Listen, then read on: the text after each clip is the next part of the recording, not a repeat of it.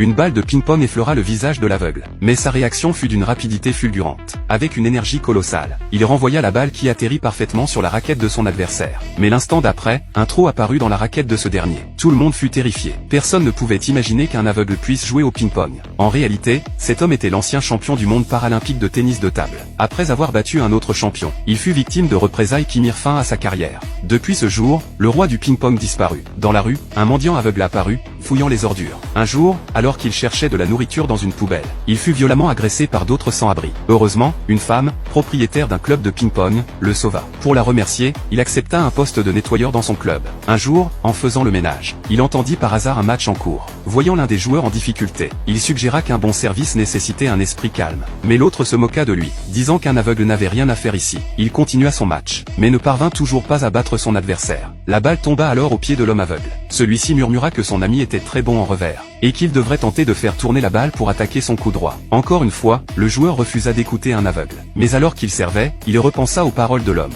Il tenta la rotation, et battit effectivement son adversaire. Tous furent stupéfaits, même un balayeur aveugle était si fort. Soudain, une balle de ping-pong fusa en direction de l'homme. Sans hésiter, il prit son balai et la renvoya parfaitement. Encore une fois, tout le monde fut sidéré. Au moment où tout le monde le félicitait, la propriétaire arriva et fit évacuer tous les clients du club. Elle convoqua tout le personnel dans son bureau. Elle expliqua qu'elle avait fait un pari avec une concurrente. Un match devait